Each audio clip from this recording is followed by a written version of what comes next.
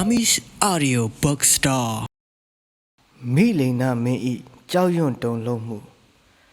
မိလိန်နာမင်းကြွလာသောအခါတွင်ရှင်နာဂဒေနသည်8000သောယဟန်တို့နှင့်အတူကျဲစွာသောတလင်းပြင်၌တရင်သုံးနေတော်မူနှင့်၏မိလိန်နာမင်းသည်ထိုပရိသတ်ကိုအဝေးမှပင်လှမ်းမြော့ပြီးမြင်ရသောအခါဒေဝမန္တိယကိုအချင်းဒေဝမန္တိယဤများစွာသောပရိသတ်သည်အဘယ်သူ၏ပရိသတ်ဖြစ်သည်နည်းဟုမေးတော်မူ၏မြတ်သောမင်းကြီးဤပရိသတ်ကရှင်နာဂဒေန၏ပရိသတ်ပါသည်ဆိုလေသောမင်းကြီးသည်ကြောက်ရွံ့ခြင်းတုန်လှုပ်ခြောက်ခြားခြင်းကြက်တီးမွေးညှင်းထခြင်းဖြစ်မိလေ၏ဥပမာအားဖြင့်ကကြန့်စင်အပေါင်းတို့ဝင်းရံခံရသောဆင်ပြောင်ကဲ့သို့၎င်းဂလုံအပေါင်းတို့ဝင်းရံခံရလေသောနဂါးကဲ့သို့၎င်းစပယ်ကြီးမွေအပတ်ခံရသောခွေးကဲ့သို့၎င်းကျွဲရိုင်းများဝင်းရံခံရသောဝန်ကဲ့သို့၎င်းမိမိနောက်ပါမှထက်ကြက်မကွာနဂါးလိုက်လာခြင်းခံရသောဖားကဲ့သို့၎င်းပြင်းစွာသောကြောက်ရွံ့တုန်လှုပ်ခြင်းရှိသဖြင့်ဤပရိသတ်အပေါင်းသည်ငါ့ကိုမနှိမ့်ဆက်နိုင်ပါစေတည်းဟု၍အောက်မိကတောင်းတမိလေ၏သို့သောမိမိကိုမိမိဟန်ဆောင်ကအချင်းဒေဝမန္တိယရှင်နာဂဒေနကိုငါအားမပြလင့်ငါအလိုအလျောက်ပင်တိအောင်ပြုအံ့ဆိုသောဒေဝမန္တိယအမတ်လဲအရှင်မင်းကြီးကောင်းပါပြီအရှင်မင်းကြီးတဦးတည်းပင်လျင်ရှင်နာဂဒေနကိုတိအောင်ပြုပါလော့ဟုပြန်လည်လျှောက်တင်၏ရှင်နာဂဒေနသည်ယဟန်အပေါင်း8000တို့အလယ်တွင်ရှိနေရ၌ရှေ့တွင်ရှိသောယဟန်သည်ကရှင်နာဂဒေနထက်ကြီးကြကုန်၏နောက်တွင်ရှိသောယဟန်တို့ကရှင်နာဂဒေနအောက်ငယ်ကြကုန်၏ထိုအခါမိလိန်နာမင်းသည်အလုံးသောယဟန်ပရိသတ်များအလယ်တွင်မကြောက်မရွံ့ရဲရင်တည်ငြိမ်စွာထိုင်နေတော်မူသောရှင်နာဂဒေနကိုတွေ့မြင်ကားများဖြင့်ဤယဟန်သည်ပင်ရှင်နာဂဒေနဖြစ်ပေလက်တံဟုဝေဖန်ပိုင်းခြားမိ၏တို့ဖြင့်ဒေဝမန္တိယအမတ်ကိုအချင်းဒေဝမန္တိယဤယဟန်သည်ရှင်နာဂဒေနတည်းဟုညွှန်ပြလေသောဒေဝမန္တိယကအရှင်မင်းကြီးဟုတ်ပေ၏အရှင်မင်းကြီးသည်မိမိအလိုအလျောက်ပင်ရှင်နာဂဒေနကိုတည်တော်မူတတ်ပေသည်ဆို၏မိလိန်နာမင်းသည်ငါကသူတစ်ပါးမညွန်ပြဘဲလျက်ပင်လျင်ရှင်နာဂဒေနမထေကိုမိမိအလိုအလျောက်တည်နေပေသည်တကားဟုနှစ်သက်ဝမ်းမြောက်မိ၏သို့သောရှင်နာဂဒေနကိုထိုကဲ့သို့တက်အပ်သေးချာတီးလိုက်မိခြင်းကြောင့်ပင်ပြင်းစွာသောတုန်လှုပ်ခြောက်ခြားမှုကိုထပ်မံခံစားရပြန်လေသည်နောက်ဆုံး၌ကမိလိန်နာမင်းသည်ကြောက်ရွံ့ခြင်းပြင်းလာသဖြင့်မိမိတကိုယ်တည်းဤသို့ပင်တိတ်တဆိတ်ရေရွညှိညွတ်လိုက်လေသည်ငါသည်စကားပြောတတ်ကုန်သောများစွာလည်းပြောနိုင်သောယဟန်ဘုံနာတို့နှင့်အချင်းချင်းတွေးခဲ့ဘူးရလေပြီထိုပုဂ္ဂိုလ်များသည်ငါနှင့်ရှင်ပြိုင်ပြောဆိုရသည့်အခါငါကိုရှုံးခြင်းကြီးရှုံးရကြီးသည်သာဖြစ်တော်သည်ထိုသို့ရှုံးရသဖြင့်တိမ်ငယ်စွာသောမျက်နှာငိုက်ဆိုင်ကြအပ်လေသောဦးခေါင်းဖြင့်ငါအားအကြောက်ကြီးကြောက်လန့်သွားကြသည်ကိုလည်းငါတွေ့ဘူးခဲ့ရဘူးလေပြီယခုအခါတွင်ကငါကိုယ်တိုင်ပင်လျင်ထိုသူများနည်းတူဖြစ်ရကြတော်မူရှင်နာဂဒေနကိုကြိုတင်ကြောက်ရွံ့နေမိခြင်းသည်ပင်ငါအပေါ်တွင်ရှင်နာဂဒေနအောင်နိုင်ရန်ဖြစ်လေတော်သည်တကားပထမဆုံးဆွေးနွေးခြင်းမိလိန်နာမင်းသည်ရှင်နာဂဒေနအပါချင်းကပ်မိသောအခါအသက်ထက်ဆုံးအောက်မေ့အပ်သောစကားဖြင့်ဝမ်းမြောက်ဝမ်းသာနှုတ်ဆက်ကာတင့်လျော်ရာတွင်နေလေ၏ထို့နောက်အရှင်ဘုရား၏အမည်တော်သည်အဘယ်သို့ဖြစ်ပါသနည်းဟုစတင်မေးလျှောက်၏ထိုအခါရှင်နာဂဒေနကဤသို့ဖြေတော်မူ၏အမည်ပြဿနာမင်းကြီးငါ၏အမည်ကိုသတင်းသုံးပေါ်အရှင်မြတ်တို့ကနာဂဒေနဟုခေါ်ဝေါ်ကြကုန်၏မိဘတို့ကမူကားနာဂဒေနဟု၍၎င်းသူရဒေနဟု၍၎င်းဝိရဒေနဟု၍၎င်းတိဟဒေနဟု၍၎င်းအမှတ်ပြုကြကုန်၏မင်းကြီးစင်စစ်တော်ကနာဂဒေနဟုသောအမည်သည်ပြည့်ညတ်ဝေါဟာရမြတာသည်ဤနာဂဒေနဟုသောအမည်၌ပရမတ္ထအားဖြင့်ထင်ရှားသောပုဂ္ဂိုလ်ဟူ၍ကမရအပ်တည်တာသည်ထိုအခါ၌မိလိန်နာမင်းသည်900သောအမတ်တို့ကို၎င်း8000သောယဟန်တို့ကို၎င်းတလှည့်စီကြည့်လိုက်ပြီးတော့ကျေစွာသောအတန်ဖြင့်အိုးအမတ်အပေါင်းနှင့်8000သောအရှင်ကောင်းတို့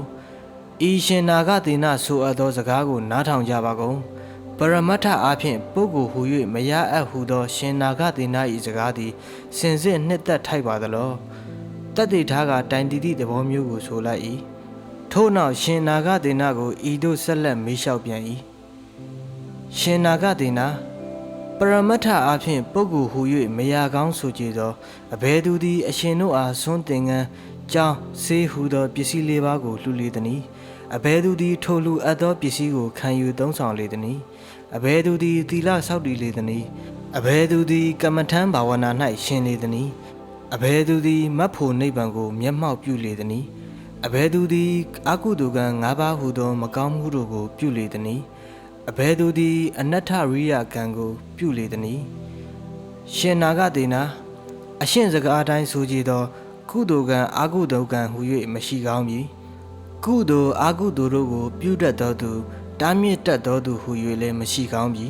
ကောင်းသောအမှုမကောင်းသောအမှုတို့၏အကျိုးဆက်တရားသည်လည်းမရှိကောင်းပြီအရှင်နာဂဒေနာအရှင်တို့အားအကျဉ်သူသည်တေအောင်တတ်အပ်ထိုတတ်သောသူအားပါဏာတိပါဒကံမရှိကောင်းပြီအရှင်ဘုရားတို့အားလည်းဆရာဟူ၍၎င်းဥပ္ပဇေဟူ၍၎င်းပဇင်းဟူ၍၎င်းမရှိကောင်းပြီအရှင်နာဂဒေနာ၏နာမတညာကိုမေးတော့မင်းကြီးငါ၏အမိကိုနာဂဒေနာဟုတရင်သုံးပေါ်တို့ခေါ်ဆိုသည်ဟူ၍လည်းကျွန်ုပ်အားပြောပြခဲ့ပြီးလေပြီ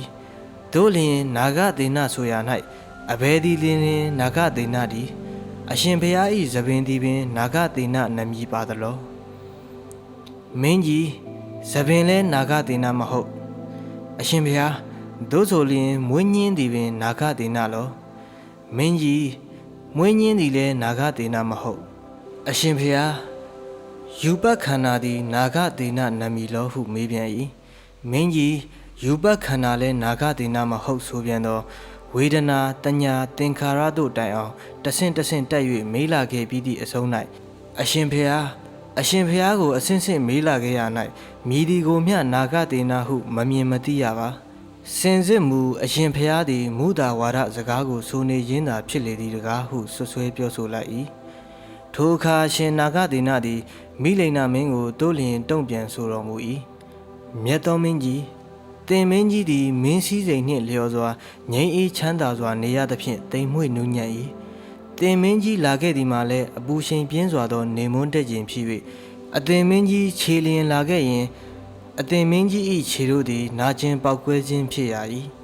ယခုတင်မင်းကြီးလာခဲ့သည်ကခြေလျင်ပင်ဖြစ်လေသလောဆင်ရင်မြင်းရင်တစ်ခုခုဖြင့်လာခဲ့လေသလောယထာဟူသည်အဘယ်နည်းအရှင်ဘုရားတပည့်တော်ယထာစီး၍လာခဲ့ပါသည်ကောင်းလာပြီမြင်းမြတ်သို့ဆိုလျင်ယထာ၏သဘောတရုပ်ကိုငါအားပြောပြစမ်းပါလောယထာ၏ဝင်ရိုးသည်ယထာလောအရှင်ဘုရားဝင်ရိုးသည်ယထာမဟုတ်ပါတို့ဖြစ်လျင်ယထာဘိန်းသည်ပင်လျင်ယထာလောအရှင်ဘုရားယထာဘိန်းသည်လည်းယထာမဟုတ်ပါတို့ဆိုလျင်ယထာဘိန်းလက်တင်သည်ပင်ယထာလောရှင်နာဂဒေနာသည်ဤသို့လျင်ယထာ၏အစိပ်ပိုင်းအစင်တစားများနှင့်ဆက်လင်း၍ယထာမောင်းသောနှင်တန်တိုင်အောင်စင်တိုင်းဝေဖန်ပိုင်းစစ်ခါမေးလာခဲ့ပြီးသည့်အဆုံး၌အဘယ်သို့ပါနည်းမင်းကြီးငါသည်တင်မင်းကြီးကိုယထာနှင့်ဆက်လင်းမေးမြန်းလာခဲ့ရ၌မိဒီကိုမျှယထာဖြစ်သည်ဟု၍မတိမမြင်ရပါတကားမြတ်သောမင်းကြီးယထတတ္တာပင်လျင်ယထာဖြစ်လေသလောယထာဟူသည်မှာအဘယ်မှာဖြစ်လေသနည်းမင်းကြီးတင်မင်းကြီးသည်မဟုတ်မမှန်သောစကားကိုဆိုနေပြီတကားတင်မင်းကြီးသည်အလုံးစုံသောဇဘူဒီပါကျွန်းတွင်မြတ်သောမင်းဖြစ်ပါလျက်မရှိသောယထာကိုရှိသည်ဟု၍မူတာဝါဒစကားဆိုနေပြီတကားအိုး900သောယောနကအမျိုးသားနှင့်8000သောယဟန်အပေါင်းတို့မိလိန်နာမင်းကြီးမဟုတ်မအန်ဆိုအပ်လေသောစကားကိုတင်တို့နားထောင်ကြပါကုန်လောကြားကြပါကုန်လောမိလိန်နာမင်းကြီးသည်ငါမေးသောကာလ၌ယထာဖြင့်လာခဲ့သည်ဟုဆိုအပ်သည်ဖြစ်ပါလျက်ယခုအခါယထာမြည်သည်ကိုတက်အပ်သေးကြပြည့်စုံသောမဖော်နိုင်သည်တကားမိလိန်နာမင်းကြီး၏စကားကိုအသင်တို့နှစ်သက်ခြင်းကသင်ကောင်းပါအံ့လောသင်တို့သည်တက်သည်အဖြစ်ဖြင့်နားထောင်ကြပါကုန်လောရှင်နာဂဒေနာကဤသို့ဆိုလိုက်သောအခါ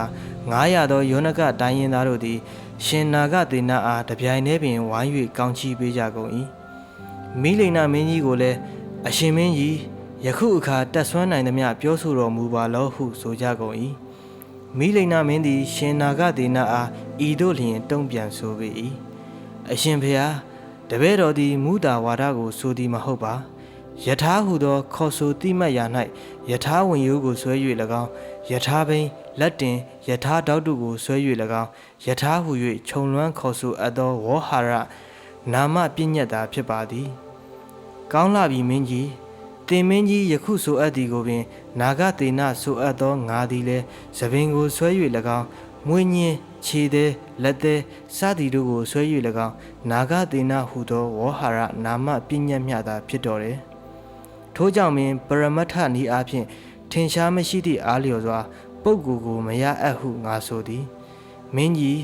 နာမပညာဝေါဟာရအဖြစ်ကိုငါသာလျှင်ပြောသည်မဟုတ်ဘုရားရှင်ထင်ရှားရှိတော်မူသောကာလ၌လည်းဝဇီရာအမည်ရှိဘိက္ခုနီမတဦးကိုဟောခဲ့ဘူးသည်အင်္ဂါကြီးငယ်အဆောက်အအုံရှိသောကြောင့်ယထာဟု၍ခေါ်ဝေါ်သောဝေါဟာရသည်ဖြစ်တဲ့ကဲ့သို့ထို့အတူခန္ဓာ၅ပါးတို့သည်ထင်ရှားရှိကုန်သောတတ္တဝါပုဂ္ဂိုလ်ဟု၍နာမပညာဝေါဟာရကိုသမုတ်ချင်းသည်ဖြစ်သည်ဤသို့ဟောအပ်၏ထိုအခါ၌ရှင်နာဂသေနဆိုအပ်သောစကားကိုမိလိန်နာမင်းသည်အလွန်ပင်နှစ်သက်ဝမ်းမြောက်လေရကား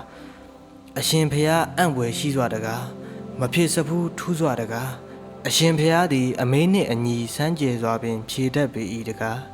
အကယ်၍ဖျားရှင်သာတတ်တော်မူထင်ရှားရှိခဲ့ကြသောအရှင်ဖျားကိုကောင်းချီးပေးတော်မူလေရာ၏ဟုဆိုကာသာဓုခေါ်ပေ၏ဝါအရေးအတွက်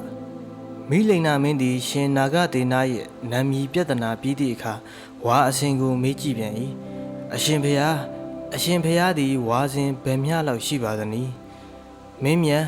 ငါသည်9ဝါရှိခဲ့ပြီအရှင်ဖျားအဘယ်သည်ပင်လျှင်9ဝါရှိပေသနည်းအရှင်ဖျားပင်လျှင်9ဝါလောရေတွက်ချင်းတင်ချပင်လျှင်9ဝါပါလောထိုစဉ်၌မိလိန်နာမင်း၏ကိုယ်၌ဆင်မြန်းထအပ်သောအဝိတန်စာတို့နှင့်တကွာသောမိလိန်နာမင်း၏အရေးသည်မြေအပြင်၌ထင်ရှိ၏ဗရံများတောက်ရည်ခွက်၌လည်းထင်ဟပ်လျက်ရှိ၏ရှင်နာဂသေနသည်ထိုအရေးကိုမင်းကြီးအားညွှန်ပြလျက်မြတ်သောမင်းကြီးတင်မင်းကြီး၏အရေးသည်မြေပြင်၌၎င်းဗရံများတောက်ရည်ခွက်၌၎င်းထင်ဟပ်လျက်ရှိ၏မင်းကြီးအဘယ်သို့ပါနည်းတင်မင်းကြီးသည်ပင်လျှင်မင်းလောအယိတ်တရံသည်ပင်လျှင်မင်းဖြစ်လေသလောအရှင်ဘုရားအယိတ်သည်မင်းမဟုတ်ပါအယိတ်သည်တပည့်တော်ကိုမှီ၍သာလျှင်ပေါ်ပေါက်လာရခြင်းဖြစ်ပါတယ်မင်းမြတ်ငါဤဝါအစဉ်သည်လည်းထို့အတူသာဖြစ်တော်သည်ဝါအစဉ်ကိုရေတွက်ပိုင်းခြားခြင်းတင်ခြားသည်သာလျှင်တတ္တမြည်အပ်သည်ငါကတတ္တမဟုတ်တတ္တဟူသောအရေးအတွက်သည်ငါဤကိုယ်၌မှီ၍သာဖြစ်ရသည်မင်းကြီးစင်စစ်တော်က9ဝါဟူသောအရေးအတွက်သည်အယိတ်ပမာပင်ဖြစ်ချေ၏ထိုအခါ၌လည်းမိလိန်နာမင်းသည်အရှင်ဘုရားအံ့ဖွယ်ရှိစွာတကားအရှင်ဘုရားသည်အလွန်လျင်စမ်းကြယ်စွာဖြစ်အပ်ပေသည်တကားဟုလှိုက်လဲဝမ်းသာစွာဆိုပြန်လေ၏ဆွေးနွေးရန်ဖိတ်ကြားခြင်းမိလိန်နာမင်းသည်ရှင်နာဂသေနအားအရှင်ဘုရားသည်တပည့်တော်နှင့်အတူစကားဆွေးနွေးတော်မူပါလောဟုတတိတတန့်ထပ်ဆင့်ပြီးဖိတ်ခေါ်ပန်ကြားခြင်းပြု၏မြတ်သောမင်းကြီးတင်မင်းကြီးဆွေးနွေးလိုသည်ကပညာရှိတို့၏ဆွေးနွေးခြင်းမျိုးပင်ဖြစ်ပေလောမင်းတို့၏ဆွေးနွေးခြင်းမျိုးပင်ဖြစ်လေသလောအရှင်ဘုရားပညာရှိတို့၏ဆွေးနွေးခြင်းဟူသည်အဘယ်သို့ပါနည်းမင်းမြတ်ပညာရှိတို့၏ဆွေးနွေးခြင်းသည်ကတွယ်ဝိုက်တင်စား၍ဆိုသည်လည်းရှိ၏ဓာတ်ရိုက်တဲတို့ဆိုသည်လည်းရှိ၏နှိမ်တဲ့သည်ကိုနှိမ်ချတဲ့ကဲ့သို့ချီးမြှောက်တဲ့သည်ကိုလည်းချီးမြှောက်၏ထူးသည်ကိုလည်းထူးသည့်အလျောက်မထူးသည်ကိုလည်းမထူးသည့်အလျောက်အဖြောင့်ဆိုကြရကုန်၏စင်စစ်တော်ကပညာရှိတို့၏ဆွေးနွေးခြင်းသည်ပညာတိုးပွားရေးအယူဝါဒဖြောင့်မှန်ရေးသည်သာအခြေခံအကြောင်းရင်းဖြစ်သည်ဆရာဖြစ်ရခြင်းတပည့်ဖြစ်ရခြင်းရှုံးခြင်းနိုင်ခြင်းသည်အကြောင်းမဟုတ်လေထို့ပြင်တဦးနှင့်တဦးလည်းအမျက်မထွက်မေတ္တာမပြတ်ကုန်သည်သာသည်အရှင်ဘုရားမင်းတို့၏ဆွေးနွေးခြင်းကိုဆိုတော်မူပါအောင်မြတ်သောမင်းကြီးမင်းတို့၏ဆွေးနွေးခြင်းဟူသည်ကမင်းဖြစ်သူနှင့်အယူအဆတူမျှခြင်းသည်သာလျှင်အကြောင်းရင်းဖြစ်၏မှားခြင်းမှန်ခြင်းသည်ကအကြောင်းမဟုတ်လေထိုမှတပါမင်း၏အထံတွင်ထုတ်ဖော်ဝန်ခံအပ်လေပြီးသောအကြောင်းချင်းရာသည်တစုံတရာချုပ်ယွင်းပြက်ကွက်သည်ဖြစ်၏မင်းပြစ်မင်းတန်နှင့်မလွတ်ကင်းနိုင်သည်သာသည်အရှင်ဘုရားကောင်းလာပါပြီတပည့်တော်သည်ပညာရှိတို့၏ဆွေးနွေးတိုင်ပင်ခြင်းကိုပင်ကျင့်သုံးပါမည်အရှင်ဘုရားသည်တပည့်တော်နှင့်ဆွေးနွေးရာ၌ဖြောင့်မှန်ခြင်းကိုသာလျှင်အခြေခံအကြောင်းရင်းပြု၍ကြောင်းကြကင်းစွာဝေဖန်ပိုင်းခြားတော်မူပါဖေဟာစကားပရိယေမိလိန်နာမင်းဒီတို့လျှင်အတုံးအပြန်ဆိုပြီးနောက်ရှင်နာဂဒေနကိုစကားပရိယေသဘောစူးစမ်းပြန်လေ၏အရှင်ဘုရားတပည့်တော်မေးပြရစေကောင်းပြီမေးလော့တင်မြင့်မြတ်အရှင်ဘုရားတပည့်တော်မေးပြီးပါပြီတင်မင်းကြီး ငါလဲဖြေပြီးပြီအရှင်ဖျားအဘယ်သို့ဖြေပါသနည်းတင်မင်းကြီးအဘယ်သို့မေးသနည်းထိုအခါမိလိန်နာမင်းသည်ဤသို့တွေးမိ၏ဤယဟန်ကငါနှင့်ဆွေးနွေးပြောဆိုခြင်းကစွမ်းနိုင်သူဖြစ်ပေ၏ငါတွင်လည်းများစွာသောမင်းမြန်းပွဲတို့သည်၎င်းမမေးရသေးသောအကြောင်းချင်းရာတို့သည်၎င်းမြောင်များစွာရှိနေ၏သို့သောယနေ့အဖို့ကနေဝင်ပြီမင်းမြန်းရန်လည်းအချိန်မရှိတော့ပြီထို့ကြောင့်နန်းတွင်သို့ပင်ဖိတ်၍ဆွေးနွေးမင်းမြန်းရသောကောင်းပြီလက်တံတို့ဖြင့်ပင်မိလိန်နာမင်းကြီးသည်ဒေဝမန္တိယအမတ်ကိုဤသို့မှားထား၏အချင်းဒေဝမန္တိယအမတ်သင်သည်ရှင်နာဂဒေနကိုဤသို့လျှောက်ထားလေအကျွန်ုပ်တို့၏မင်းကြီးသည်အရှင်ဖျားအားနတ်ဖြံမိုးတောက်ချိန်တွင်နန်းတော်သို့ကြွားရောက်တော်မူရန်ဖိတ်ကြားတော်ပါသည်ဟုငါကိုယ်စားတဆင့်လျှောက်ထားဖို့ပင်ဖိတ်လောထို့နောက်မိလိန်နာမင်းသည်နေရာမှထကာရှင်နာဂဒေနကိုခွင့်ပန်ကြားလျက်ယထာစည်းကနန်းတော်သို့ပြန်တော်မူ၏ခရီးဆက်ကြားတွင်ကရှင်နာဂဒေန၏ပညာကို၎င်းရဲရင်ထက်မြက်ပုံကို၎င်းနှစ်သက်ဝမ်းမြောက်လှသောအဖြစ်နာဂဒေနဟူ၍သာလျှင်အစဉ်တစိုက်ဆိုမိနေတော်မူပေ၏ဒေဝမန္တိယအမတ်လည်းမင်းကြီးမှာတော်မူသည့်အတိုင်းပင်ရှင်နာဂဒေနကိုရှောင်ထားပင်ဖိတ်လေသောအရှင်မြတ်ကလည်းကောင်းမည်ဟုလက်ခံတော်မူလိုက်၏နောက်တစ်နေ့မိုးတောက်လက်သောဒေဝနန္ဒီယအမတ်အနန္ဒကာယအမတ်မင်ကုရအမတ်တပ္ပဒိဏအမတ်တို့သည်မိလိန်နာမင်းထံပါချင်းကပ်ခါစားကမြတ်သောမင်းကြီးရှင်နာဂဒေနကြွလာသောအဘယ်မျှလောက်သောယဟန်တို့နှင့်ကြွလာစေရပါမည်နည်းဟုမေးကြကုန်၏မိလိန်နာမင်းကြီးကအချင်းတို့အရှင်မြတ်အလိုရှိသမျှသောယဟန်တို့နှင့်ပင်ကြွလာပါစေဟုဆို၏သို့သောတပ္ပဒိဏအမည်ရှိသောအမတ်သည်ထပ်ဆင့်မေးပြန်၏အရှင်မင်းကြီးတကြိတ်သောယဟန်တို့နှင့်အတူကြွလာစေရပါမည်လောအချင်းတပ္ပဒိဏအရှင်မြတ်အလိုရှိသမျှနှင့်ပင်ကြွလာပါစေအရှင်မင်းကြီးအလိုရှိသမျှဆိုလျင်တကြိတ်သောယဟန်တို့နှင့်ကြွလာစေရပါမည်လော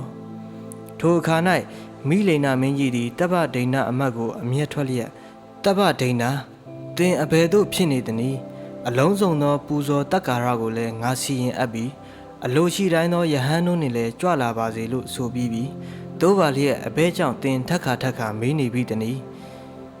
တပ္ပဒိဏအမတ်သည်မင်းကြီး၏မျက်တော်မူခြင်းကိုခံရသဖြင့်နှလုံးမသာရှိကြ၏တို့ဖြင့်ဒေဝမန္တိယအနန္ဒကာယမင်ကုရအမတ်တို့သည်ရှင်နာဂဒေနထံတွားရောက်ကအရှင်ဖျား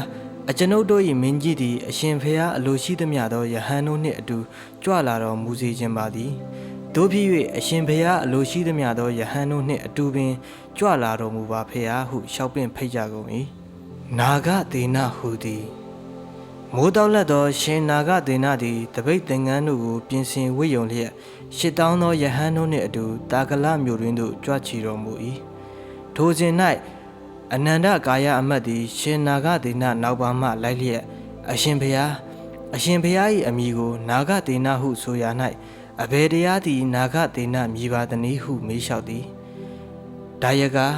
သင်သည်နာဂဒေနဆိုရာ၌အဘယ်တရားသည်နာဂဒေနဟု၍အမှတ်ရှိသနည်းအရှင်ဖျားကိုရင်းမှထွက်သက်ဝင်သက်ကိုပင်နာဂဒေနဟုအမှတ်ရှိပါသည်ဖျားအချင်းအမတ်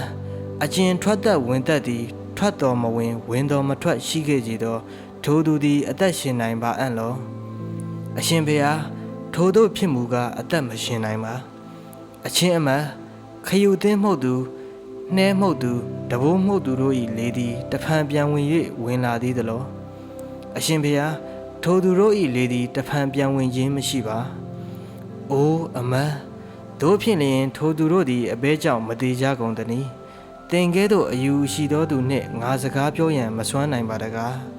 အရှင်ဖျားသိစေခြင်းသည့်အနတ်အတိတ်ပဲအတိုင်းသာဆုံးသက်တော်မူပါလောထိုအခါရှင်နာဂဒေနသည်အချင်းအမတ်ထွက်လေဝင်လေသည်အသက်မဟုတ်ကာလသင်္ခါရသာတည်းဟုဖြေရှင်းတော်မူ၏အနန္ဒကာယအမတ်သည်ထိုအချိန်မှစပြီးယရဏသုံးပါးကိုယုံကြည်စည်းကပ်သောဗုဒ္ဓဘာသာဥပဒကအဖြစ်သို့ရောက်ပေ၏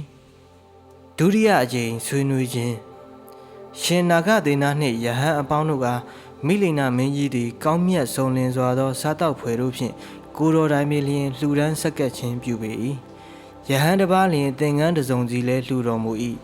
ထို့နောက်ယဟန်အားလုံးစွန့်စားပြီးသည့်အခါရှင်နာဂဒေနအားဤသို့လျှောက်ထား၏အရှင်ဖျား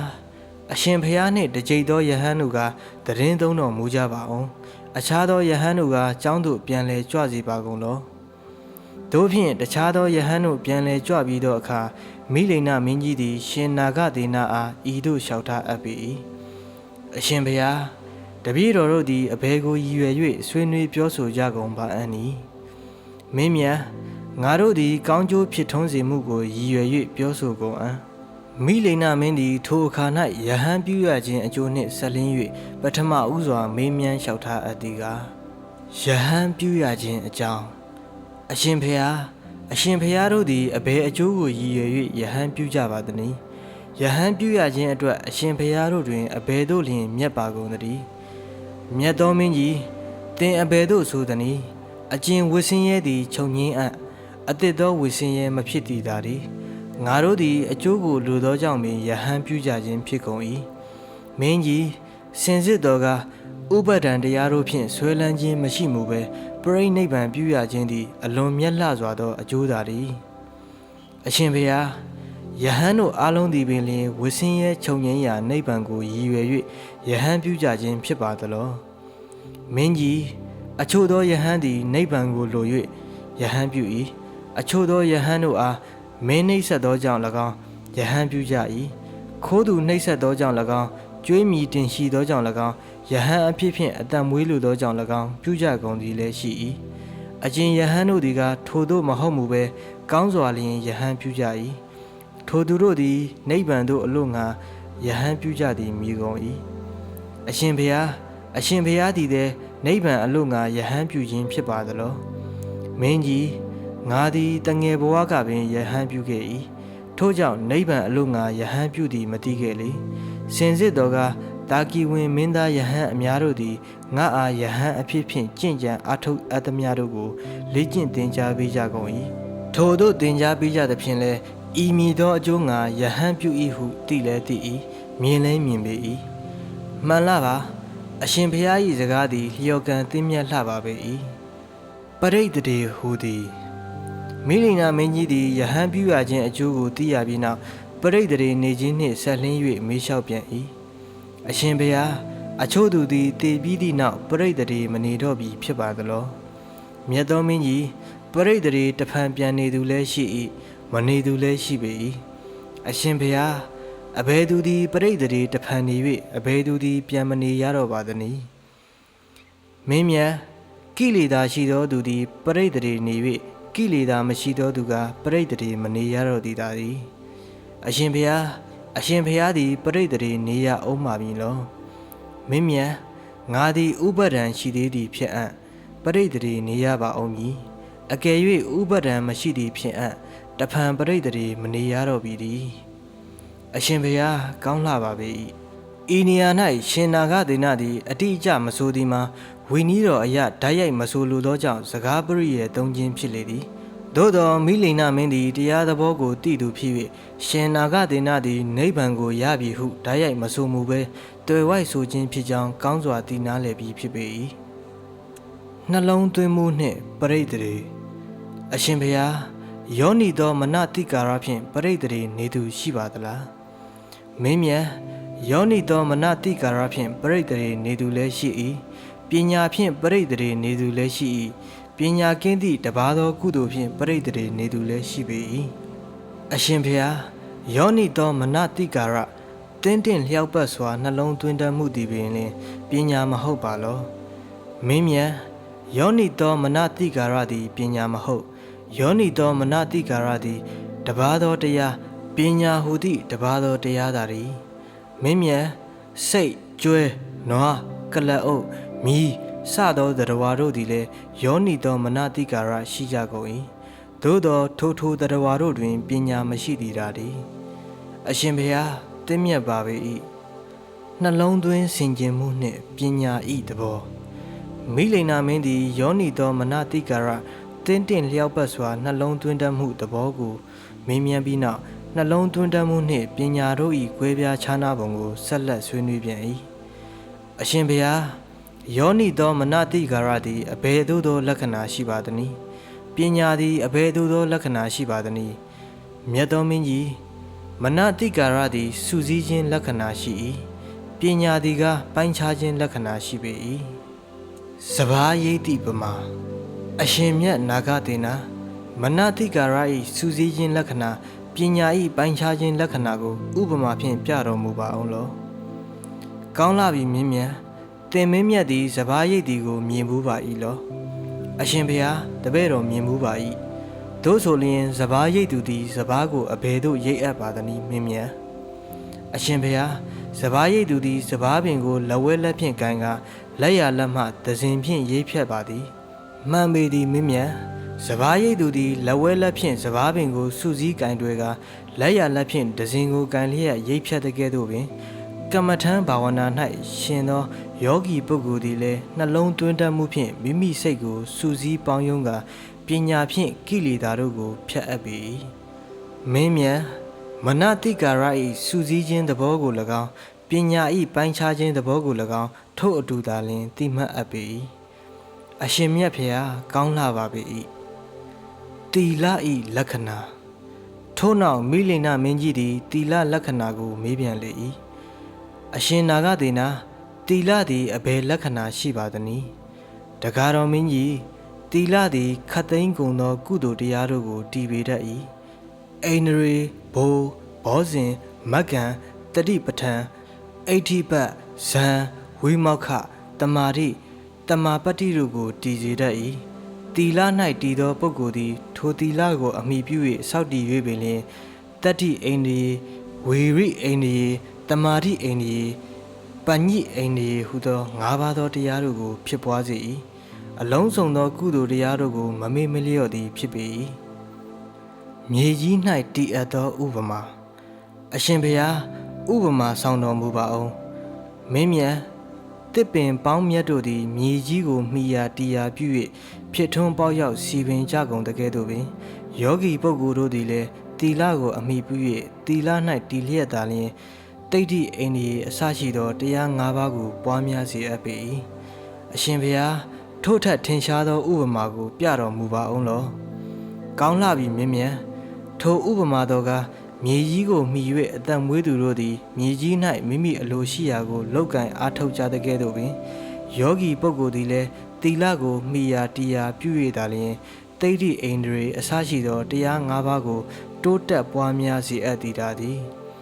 အရှင်ဘုရားထို့ထက်ထင်ရှားသောဥပမာကိုပြတော်မူစေခြင်းပါသည်တခါတော်မင်းမြတ်လွန်စွာသောဥပမာတော်ကအကျဉ်ဂျွန်းပြစ်သမားကဲ့သို့သည်ခုံကျော်ပြစ်ပြန်လွှားခြင်းအတက်ဖြင့်အသက်မွေးအပ်သောအကျဉ်ဂျွန်းသမားသည်မိမိအတက်ကိုပြအံ့သောအခါမြေကြီးမှကြောက်စရိတ်ခဲအိုးချမ်းခွဲစသည်တို့ကိုဖယ်ရှားဆုံးပစ်ခါမြေကြီးကိုညီညွတ်ချောမောစေပြီးမှသာလျှင်မိမိအတက်ကိုပြပြီးတကယ်သို့ယောဂီပုဂ္ဂိုလ်တို့သည်လည်းတီလကိုမှီ၍သာလျှင်၅ပါးသောအိန္ဒြေတို့ကိုပွားများစေအပ်သည်မြတ်သောမင်းကြီးတီလသည်၅ပါးသောအိန္ဒြေတို့၏တီယာပွားရာဖြစ်ကြောင်းကိုငါသာလျင်ငါ၏စွမ်းအင်ပညာဖြင့်ယခုကဲ့သို့ဥပမာဆောင်အပ်သည်မဟုတ်လေသည်ဖျားရှင်ကိုယ်တော်တိုင်လည်းဤသို့ဟောတော်မူအပ်ပေ၏ပညာနှင့်ပြည့်စုံသောပုထုဇဉ်ဖြစ်သောအကျဉ်ယဟန်သည်တီလ၌တည်၍တမာတိနှင့်ရှင်သောစိတ်ကို၎င်းပညာကို၎င်းပွားစေသောကိလေသာကိုပူပန်စေတတ်သောလုံလနှင့်ပြည့်စုံစေတတ်သောပညာနှင့်ပြည့်စုံသောထိုပုထုဇဉ်ယဟန်သည်ဤကိလေသာတည်းဟုသောအနှောက်အယှက်ကိုဖြေနိုင်ဖြတ်နိုင်ပေရ၏ထို့ပြင်လည်းဤမြေကြီးသည်တတ္တဝါတို့၏တရားဖြစ်၏ဤတီလသည်ကကုသိုလ်ပွားများခြင်း၏အရင်းအမြစ်သည်လည်းဖြစ်၏အကြောင်းသည်လည်းဖြစ်၏မြတ်စွာဘုရားသာသနာတော်၌မြတ်သောပါတိမောက္ခတံဝရသီလသည်တီလခံမည်၏ဤအလုံးစုံသောသီလသည်ကုသိုလ်ပွားများခြင်း၏အကြောင်းရင်းသည်ထိုအခါမိလိန်နာမင်းကြီးသည်အရှင်ဘုရားလျော်ကန်သင့်မြတ်လှပါ၏ဟုအနုအညွတ်ဆိုတော်မူ၏